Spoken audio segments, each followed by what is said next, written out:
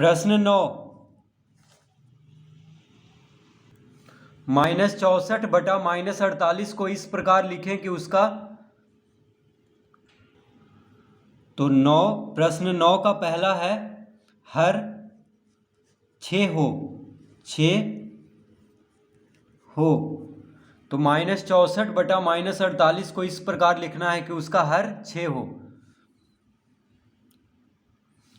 तो -64/-48 तो -64/-48 है तो हम यहाँ पे लिख लेंगे -64/-48। तो -64/-48 को इस प्रकार लिखें कि उसका हर 6 हो, यानी हर को 6 बना देना है। हर यहाँ पे क्या है -48, हर नीचे होता है, अंश ऊपर होता है, तो हर को 6 बनाना है, यानी -48 को 6 बनाना है, क्योंकि हर यहाँ पे कौन है -48 है और अंश है -64। तो भागा देना होगा, तो किससे भाग देंगे, कितना लाना है, हर 6 लाना है। तो देखिए हर को 6 लाने के लिए 48 को 8 से भाग देना होगा, क्योंकि 8 6 48 होता है। तो देखिए 8 लिखेंगे यहाँ पे, लेकिन यहाँ तो प्लस में 6 है, ठीक है, 6 क्या है प्लस में है, और 8 से अगर -48 को भाग देंगे तो प्लस माइनस क्या होता है माइनस, यानी -6 आएगा। तो -8 से भाग देंगे, तभी देखिए माइनस माइनस प्लस हो जाएगा और 8 6 48, यानी -48 को 6 बनाने के लिए, 6 लाने के लिए क्या करना होगा, -8 से भाग देना होगा। तो जब हर में -8 से भाग दिए हैं तो अंश में भी -8 से भाग देंगे, ठीक है। तो देखिए 8 6 48 और 8 8 64, यानी 8 यहाँ पे लिख देंगे, 8 8 64।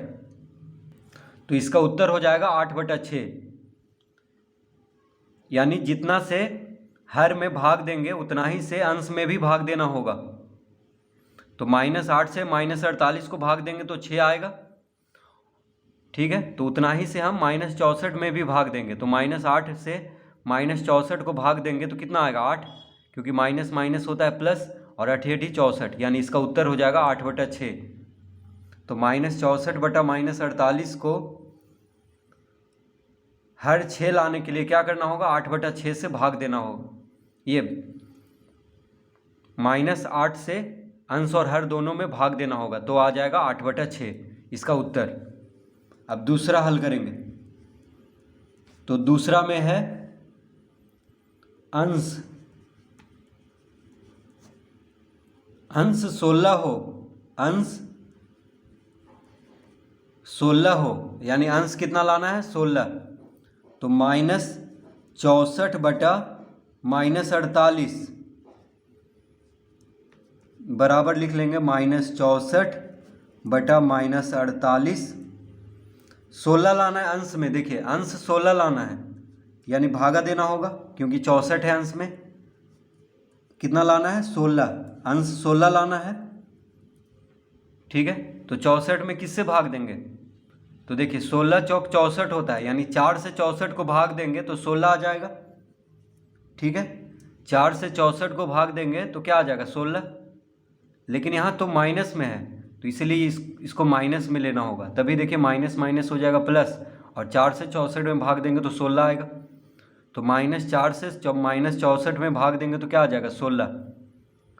तो जब अंश में -4 से भाग दिए हैं तो हर में भी -4 से भाग देना होगा, तो माइनस माइनस हो जाएगा प्लस, और 48 को 4 से भाग देंगे तो 12 चौक 48 होता है, यानी 12 आ जाएगा।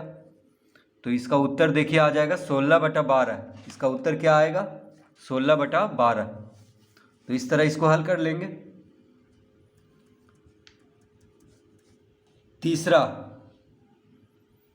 तीसरा में है हर -96 हो, हर कितना हो -96 हो, यानी हर -96 लाना है। तो -64/-48 को इस प्रकार लिखना है कि उसका हर कितना हो जाए -96। तो देखिए -64/-48 इस तरह पहले हम लिख लेंगे। अब हर का बात कर रहा है तो हर यहाँ पे कौन है -48, ठीक है, हर को देखना है, अंश हो गया -64, तो 48 में गुना करना होगा तभी 96 आएगा, ठीक है। तो कितना गुना करेंगे तो हर कितना आ जाएगा -96, यानी हर को -96 लाना है। तो 48 दूना 96 होता है, यानी 2 से गुना करेंगे तो -48 गुना 2 क्या हो जाएगा -96, माइनस प्लस क्या हो जाएगा माइनस, यानी -48 गुना 2 हो जाएगा -96। तो जब हर में 2 से गुना किए हैं तो अंश में भी 2 से गुना करना होगा, यानी -64 गुना 2 क्या हो जाएगा, तो 64 दूना होता है 128, क्या होता है 128। अब 64 माइनस में है, 2 प्लस में है, तो प्लस माइनस माइनस, तो इसका उत्तर हो गया -128/-96।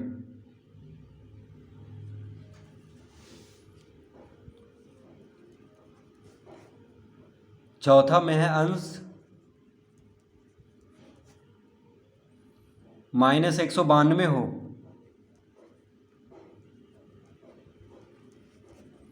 -192 हो, अंश कितना हो -192, तो -64/-48 को इस तरह से लिखना है कि अंश कितना हो जाए -192। तो देखिए -64/-48 में कितना गुना कर देंगे कि अंश कितना हो जाए -192।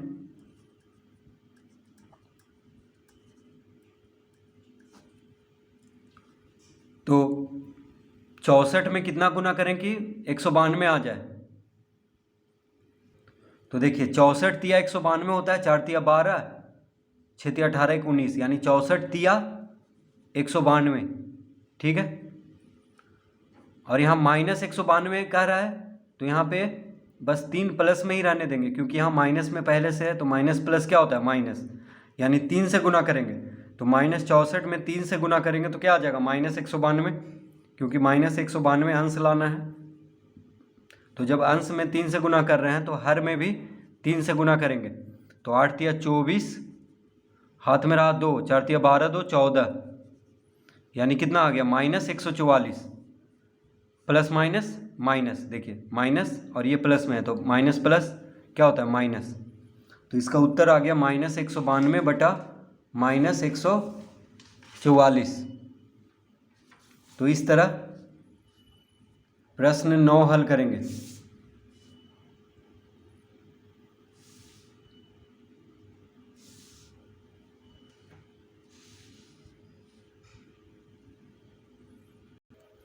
प्रश्न 10,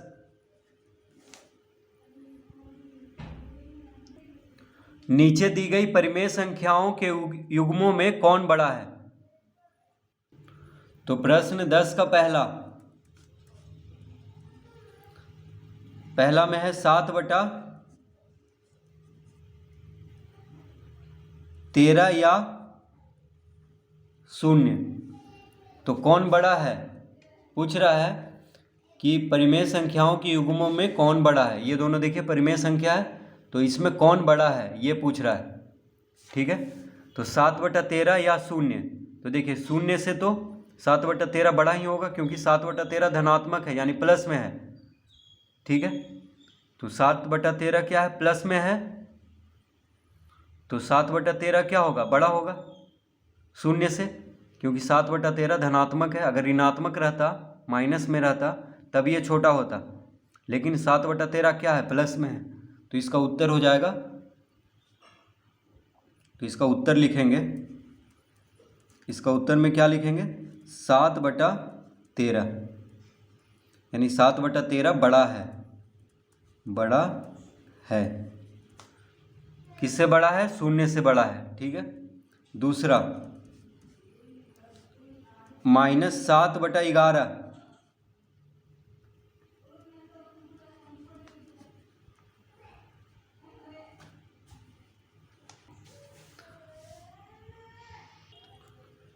तो दूसरा में है -7/11 या 0, इन दोनों में कौन बड़ा है। तो देखिए 7/11 माइनस में यानी ऋणात्मक है, ठीक है।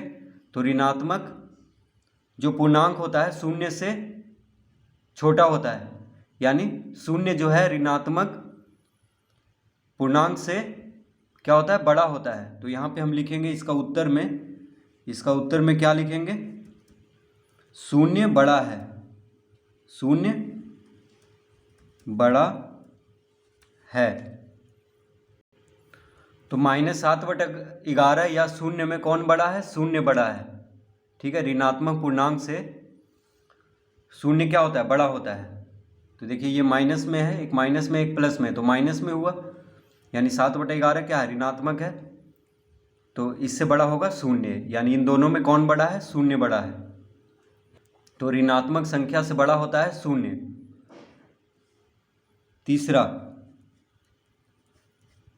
तीसरा में है -3/4 या 1/4, -3/4 या 1/4। तो ये हम कैसे पता करेंगे। अब देखिए 3/4 माइनस में है, क्या है, माइनस में है, और 1/4 प्लस में है, यानी 1/4 धनात्मक है, 3/4 क्या है, ऋणात्मक है।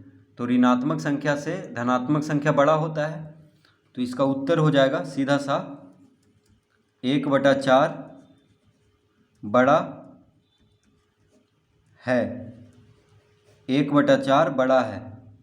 तो -3/4 या 1/4 में कौन बड़ा है, 1/4 बड़ा है।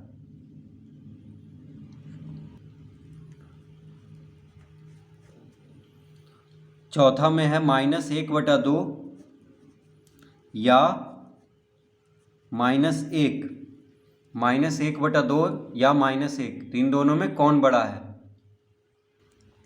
तो इसको कैसे समझना है, देखिए यहाँ पे 1 माइनस में है, यहाँ पे 1/2 माइनस में है। तो ऋणात्मक संख्या में क्या होता है, जो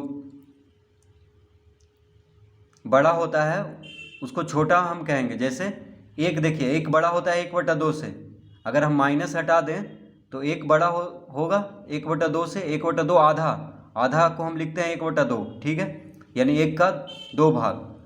तो 1 का 2 भाग से एक बड़ा होगा, अगर माइनस हटा देंगे तब प्लस में, लेकिन जब माइनस लग गया तो 1/2 यानी -1/2 बड़ा है -1 से, उल्टा होता है। जैसे 10 बड़ा है कि, जैसे देखिए -10 बड़ा है कि -5 बड़ा है, तो इसमें -5 बड़ा होगा। उसी तरह -1/2 बड़ा है -1 से, ठीक है, लेकिन अगर माइनस हट जाए तो 1 बड़ा होगा 1/2 से। तो जब माइनस लग गया तो -1/2 बड़ा है -1 से। तो उत्तर में हम लिख देंगे, उत्तर में क्या लिखेंगे, -1/2 बड़ा है। इसका उत्तर क्या होगा, -1/2 बड़ा है। किससे बड़ा है, तो -1 से। पांचवा -8/5 या -3/5, -8/5 या -3/5। तो इसका उत्तर में क्या होगा, देखिए अगर माइनस हम हटा दें तो 3 का 5 भाग और 8 का 5 भाग, तो 8 का 5 भाग बड़ा होगा अगर माइनस हटा दें तो, लेकिन जब माइनस लग गया तो यहाँ पे -3/5 बड़ा होगा -8/5 से, ठीक है। देखिए माइनस हटा करके हम इसको पहले समझेंगे।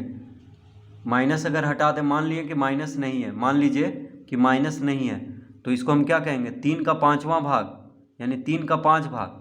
मान लीजिए 3 रोटी का 5 भाग, 8 रोटी का 5 भाग, यानी 8 रोटी को 5 आदमी में बांटना है, 3 रोटी को 5 आदमी में बांटना है, तो ज़्यादा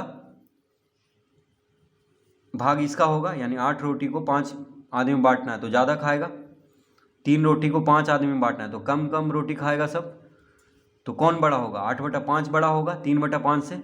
लेकिन अगर माइनस दोनों के साथ लग गया है तो -3/5 बड़ा होगा -8/5 से, यानी उल्टा होता है। तो इसका उत्तर होगा -3/5 बड़ा है, -3/5 बड़ा है, -8/5 से, इस तरह लिख लेंगे। छठा, तो छठा में है 5/6 या 6/9, 5/6 या 6/9। तो देखिए इस तरह का भिन्न में हम कैसे पता करेंगे? 5 का 6 भाग है, 6 का 9 भाग है, तो इस तरह का पता नहीं चल रहा है। तो देखिए तिरछा गुना करेंगे। क्या करेंगे? तिरछा गुना करेंगे, यानी इसको इसके साथ गुना करेंगे और इसको इसके साथ गुना करेंगे। तो देखिए 9×5 = 45, कितना आ रहा है? 9×5 = 45। देखिए तिरछा गुना कर रहे हैं, 9×5 = 45, 6×6 = 36, 6×6 = 36। ठीक है, तिरछा गुना करने पे। तो जब भी इस तरह का भिन्न हो, पता नहीं चल रहा है कि कौन बड़ा है कौन छोटा है। ठीक है, देखिए दोनों का हर भी अलग अलग है, अंश भी अलग अलग है। यहाँ पे तो हर दोनों का बराबर था इसलिए हम पता कर लिए, लेकिन यहाँ पे हर भी अलग अलग है दोनों का, अंश भी अलग अलग है। तो तिरछा गुना करेंगे, तो 9×5 = 45, 6×6 = 36। देखिए 9×5 = 45 ऊपर लिख दिए, 9×5 ऊपर वाला संख्या के साथ गुना करके ऊपर लिखाएगा। यहाँ पे देखिए ऊपर के वाला की संख्या के साथ गुना करके ऊपर लिखे हैं, 6×6 = 36। ठीक है, इसके ऊपर लिखेंगे, जो संख्या ऊपर है उसको नीचे के साथ गुना कर रहे हैं तो ऊपर ही लिखेंगे, 6×6 = 36, 9×5 = 45। तो 45 और 36 में कौन बड़ा है? 45 और 36 में 45 बड़ा है। इसका मतलब है कि 5/6 बड़ा है। किससे बड़ा है? 6/9 से। ठीक है, 5/6 बड़ा है। देखिए 45 बड़ा है, तो 45 के नीचे कौन है? 5/6, तो 5/6 बड़ा है 6/9 से। तो इसका उत्तर होगा 5/6। तो लिखेंगे इसका उत्तर में 5/6 बड़ा है। कौन बड़ा है? 5/6 बड़ा है। किससे बड़ा है? तो 6/9 से। तो जब इस तरह का भिन्न हो तो आसानी से हम पता कर लेंगे तिरछा गुना करके कि कौन बड़ा है।